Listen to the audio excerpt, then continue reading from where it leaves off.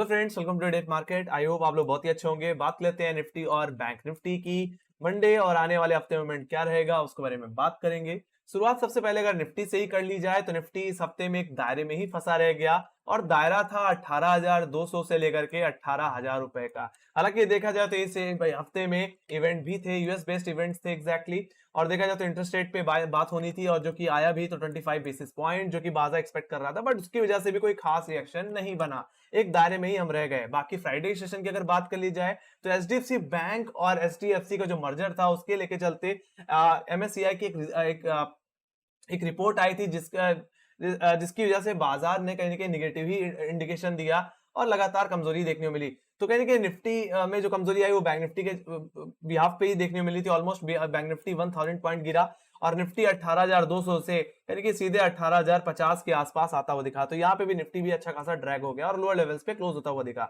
सो कहीं ना कहीं अगर मंडे सेशन की अगर बात कर ली जाए तो मंडे का दायरा भी कहीं ना कहीं 18,200 से लेकर के 18,000 ही रहेगा एज पर ऑप्शन चेन। दोनों 18,000 के 200 के लेवल्स पे अच्छी कॉल राइटिंग देखने मिल रही है, तो 18,000 के लेवल्स पे एक अच्छी पुट राइटिंग देखने को मिल रही है, जो कि हमारे लिए रेजिस्टेंस सपोर्ट की तरह काम करते हुए दिखेंगे मंडे सेशन में और आने वाले हफ्ते में। अब जहां तक बात रही ओपनिंग की, तो मंडे के सेशन में मेरा मानना है कि निफ्टी कहीं ना कहीं एक फ्लैट ओपनिंग से लेकर के गैप अप की एक्सपेक्टेशन रखी जाए तो कोई दिक्कत नहीं है। तो एक मतलब flat to gap up open होता हुआ दिख सकता है। क्यों?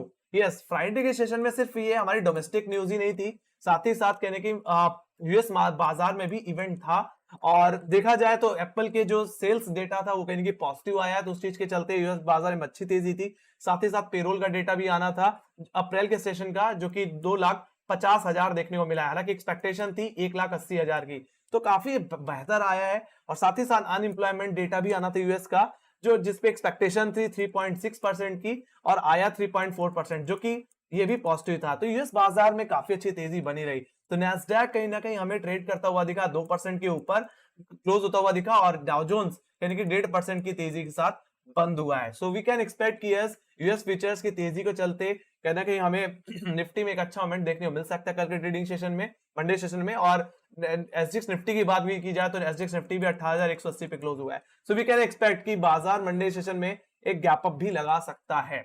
ऑलराइट, अब बात कर लेते हैं गाइस अपर लेवल्स की। सबसे पहले अगर यहाँ पे मंडे रेंज की बात कर लिया जाए तो रेंज तो बता ही दी है 18,200 से 18,000। बाकी अब अपर लेवल्स को डिस्कस कर लिया जाए तो फर्स्ट रेजिस्टेंस जो रहेगा वो 18,214, जो कि एक्जैक्टली मेरा फ्राइडे का हाई था। साथ ही साथ एक अच्छी कॉल राइटिंग होल्ड करता है, दैट विल बी रेजिस्टेंस। अगर निफ्टी में गैप अप लगता है और निफ्टी के तेजी 18,200 तक चेज होती है तो एक बार के लिए मैं प्रॉफिट बुक करने की सलाह देना चाहूंगा। वहां से दोबारा कहीं ना कहीं थोड़ी गिरावट देखने को मिल सकती है गैप फिलिंग के सेंस में।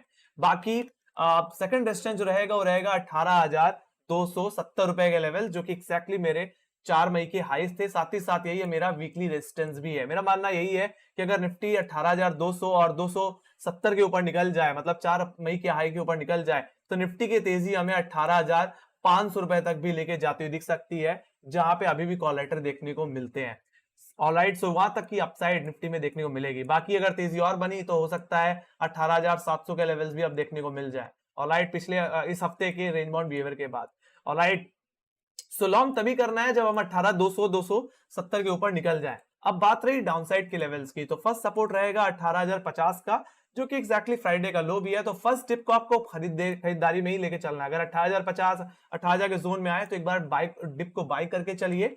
ऑलराइट, सो वहां से दोबारा आपको प्ले करने का मौका मिलेगा कहीं कि 18,180 और 18,200 रुपए तक के टारगेट के लिए, जो कि फ्राइडे के हाईस थे। अब बात रही सेलिंग की, तो अगर निफ्टी में एक हैवी सेलिंग आनी है तो 18,000 के लेवल को तोड़ना पड़ेगा। 18,000 का लेवल एक्जैक्टली एक अच्छी पुट राइटिंग तो होल्ड करता ही करता है। साथ ही साथ ये हमारा 10 डे एक्सपोनेंशियल मूविंग एवरेज भी है।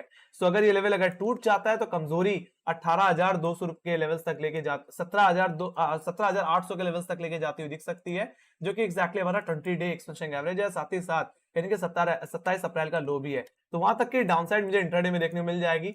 बाकी अगर 17,800 का लेवल भी टूट गया, 17,800 के लेवल्स भी टूट जाते हैं, तो 17,560 तक के लेवल्स भी देखने को मिल जाएंगे। कमजोरी और बढ़ जाएगी, फिर जो लो था 21 अप्रैल का वो लेवल्स हमें देखने को मिल जाएंगे।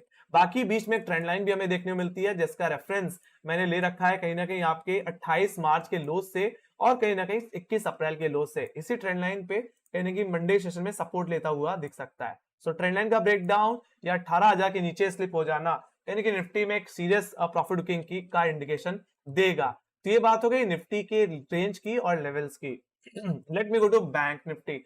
सो बैंक निफ्टी में देखा जाए तो बैंक निफ्टी में काफी अच्छी गिरावट थी। यस डेफिनेटली बैंक निफ्टी में कहीं आप अंदर एचडीएफसी और एचडीएफसी बैंक आते हैं और उनमें कमजोरी अगर आती है, स्पेशली जो कि एक हैवी वेट रखते हैं फिलहाल बैंक निफ्टी में, तो कहीं ना कहीं कमजोरी तो परसिस्ट करेगी। तो ऑलमोस्ट 1000 पॉइंट से ज्यादा की कमजोरी थी और क्लोजिंग भी जो हुई वो कहीं ना कहीं 43,000 के नीचे 42,580 के लेवल्स पे देखने को मिली, जो कि एग्जैक्टली बैंक निफ्टी का 20 डेमा का रेंज है। ऑलराइट, तो एग्जैक्टली वहीं पे आज फ्राइडे सेशन में क्लोज होता हुआ दिखा।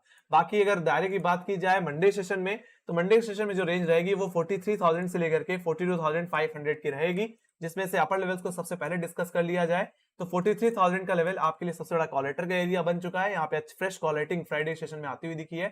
साथ ही साथ एक ट्रेंड लाइन भी देखने को मिलती है, जिसका रेफरेंस मैंने 4 मार्च के हाई और कहीं ना कहीं फ्राइडे के हाईस पे ले रखा है। सो अगर 43,000 के ऊपर निकल जाता है, स्टैंडर्ड का ब्रेकआउट आ जाता है, so we can expect some upside toward my second resistance, या मैं बोलूं फर्स्ट टारगेट 43,280।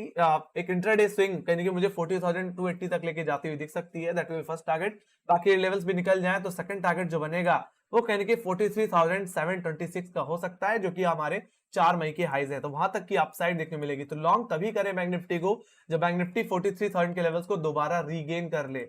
ऑलराइट, बाकी अगर गैप अप होता है 43,000 के नीचे और 43,000 के लेवल शुरुआती आधे घंटे में ना निकल पाए, तो प्रॉफिट बुकिंग आ सकती है, वापस ये गैप सेटल आउट होता हुआ दिख सकता है अगर गैप अप हुआ तो। बाकी फ्लैट ओपनिंग हो 42,580 के लेवल्स पे, फ्राइडे के हाई लोस पे ही, तो खरीदारी करके चले। तो आपका फर्स्ट सपोर्ट फ्राइडे का लो ही रहने वाला है। ऑलराइट, तो उस पे फर्स्ट डिप पे आपको खरीदारी करनी है। बाकी कमजोरी तो तब बढ़ जाएगी जब 42,447 का लेवल या ऑप्शन चेन के हिसाब से 42,500 का लेवल टूटेगा। तो अगर ये लेवल अगर टूट जाए तो शॉर्ट करके चलिए। एग्जैक्टली ये लो का रेफरेंस मैंने ले रखा है 26 अप्रैल के लो से। ऑलराइट, सो 42,447 के लेवल्स अगर टूटे तो शॉर्ट करिए। फर्स्ट टारगेट जो बनेगा वो रहेगा 42,000 का लेवल। एग्जैक्टली ये लो है कहीं ना कहीं हमारे 21 अप्रैल का। साथ ही साथ यहाँ पे देखा जाए तो 160 पॉइंट का एक गैप भी पेंडिंग पड़ा हुआ है 24 अप्रैल का। तो in the sense of gap filling हमें ये गिरावट देखने को मिल सकती है। साथ ही साथ ये गिरावट कहीं ना कहीं अगर और बढ़ी तो कहीं ना कहीं 41,500 के लेवल तक भी लेके जाती हुई दिख सकती है, जो कि हमारे कहीं ना कहीं 13 अप्रैल के लोज हैं। तो वहां तक का डाउनसाइड मुझे देखने को मिल जाएगा।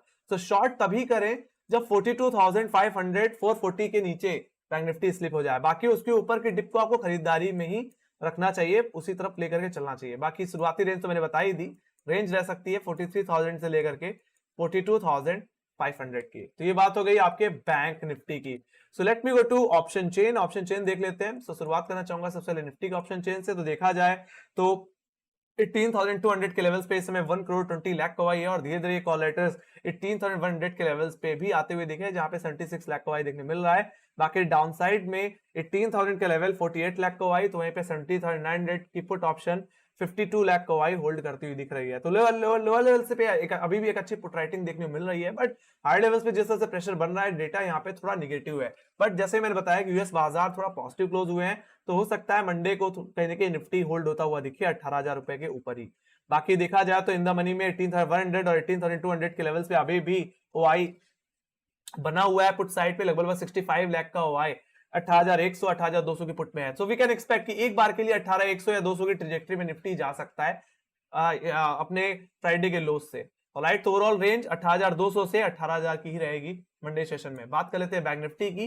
तो बैंक निफ्टी में हाई लेवल्स पे 43,000 के लेवल से फ्रेश पुट कॉलेटिंग ऐड होती हुई दिखी फ्राइडे सेशन में। यहाँ पे 42,50,000 का ओआई बना है और यही मेरा इनकी इमीडिएट रेजिस्टेंस भी रहने वाला है। वहीं पे डाउनसाइड की तरफ बात की जाए तो 42,500 का level fresh put writing hold करता है। यहाँ पे ऑलमोस्ट 21,50,000 का ओआई बना हुआ है। सो ये that will be immediate support in intraday basis also. So अगर मुझे कमजोरी और बढ़ती हुई दिखेगी तो वो 42,500 के नीचे ही बढ़ती हुई दिखेगी। देखा जाए तो 42,000 के लेवल से 42,000 के लेवल्स पे भी फ्रेश पुट राइटिंग ऐड हुई है। यहाँ पे 24 लाख का ओआई कहीं ना कहीं 24 लाख का ओआई मुझे आता हुआ दिख रहा है। सो गाइस इतना तो है कि यहाँ पे भी डेटा थोड़ा कमजोरी है। हाई लेवल्स पे कॉलेटर का दबदबा होना और लोअर लेवल्स पे पुट राइटर का शिफ्ट होना एक कमजोरी का इंडिकेशन है। बट यस लोअर लेवल्स पे हमारा 20 डेमा भी आता है बैंक निफ्टी में, सो कहीं ना कहीं दोबारा बैंक निफ्टी बाउंस लेता हुआ दिख सकता है 42,500 के लेवल से भी। ऑलराइट, सो लेट्स सी, जब तक 20 डेमा के ऊपर है तब तक थोड़ा बुलिश ही है। ऑलराइट, एक नॉर्मल प्रॉफिट बुकिंग देखने को मिली, एक कमजोरी यानी कि एक सिर्फ एक बैंकिंग सेगमेंट की, एक बैंक की वजह से ही देखने मिली, एचडीएफसी बैंक की वजह से, और कोई खास सिचुएशन मुझे यहाँ पे आती हुई नहीं दिख रही है। बाकी यूएस बाजार पॉजिटिव है, तो मेरा मानना है आने वाले हफ्ते में दोबारा कहीं की पॉजिटिविटी देखने को मिलने वाली है। So let me go to global indices. Global indices की बात कर ली जाए तो कहीं ना कहीं यूएस बाजार में जैसे ही कहा कि एक पॉजिटिव क्लोजिंग ही हुई। डॉ जोन्स कहने की 1.5% के ऊपर क्लोज हुआ, एसएनपी 500 1.8% की तेजी के साथ, तो नैस्डैक कहने की 2.2% की तेजी के साथ बंद हुआ, 2% की तेजी देखने को मिली नैस्डैक में। बाकी यूरोपियन बाजार भी कहीं के 1% की बढ़त के साथ बंद हुए।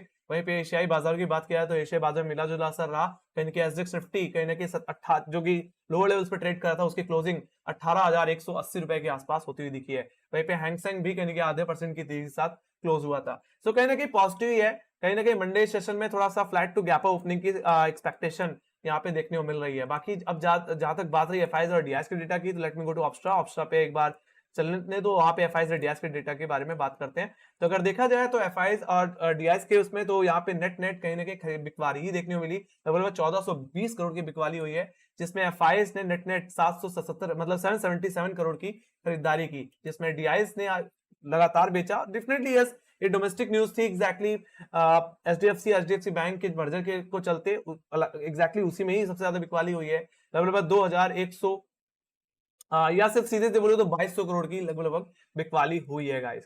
तो डीआईजी कहीं ना कहीं बहुत ज्यादा बियरिश थे, बाकी एफआईज ने तो खरीदारी ही की है। Alright, so everything is positive till now, अभी कोई खास दिक्कत नहीं है, बस यही है कि निफ्टी 18,000 के ऊपर जब तक है तब तक डिप पे बाई करके चलिए। बाकी बैंक निफ्टी जब तक 42,500 के ऊपर है, जो कि एक्जैक्टली 20 डे में है, तब तक तो कोई दिक्कत वाली बात अभी नहीं दिख रही है। बाकी हाँ, 18,000 और 42,500 के नीचे अगर स्लिप हो जाए तो कमजोरी बढ़ जाएगी। ऑलराइट, सो एक बेरिश ट्रेंड कहने के निफ्टी बैंक निफ्टी में वापस लौट के आता हुआ दिख सकता है। तो यही थी मेरी एनालिसिस। आई होप आपको मेरी एनालिसिस अच्छी लगी, तो make sure like share subscribe जरूर दबा दो। और बाकी आपके कोई फीडबैक है या कोई सजेशन तो प्लीज कमेंट सेक्शन में लिखना ना भूलें। और कमेंट यस डेफिनेटली हमें फॉलो कर सकते हैं इंस्टाग्राम, ट्विटर, फेसबुक और टेलीग्राम पे भी। टेलीग्राम पे मैं मार्केट रिलेटेड न्यूज़ अपडेट करता रहता हूँ, मेरी खुद की पर्सनल जो कन्विक्शंस रहती हैं वो भी मैं वहां पे शेयर करता रहता हूँ, तो वो फॉलो करके आप चल सकते हो। इसी के साथ bye bye guys, next video, take care guys, love you.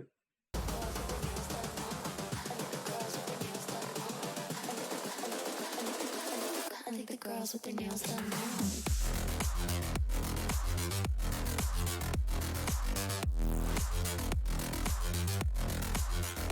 Girls with their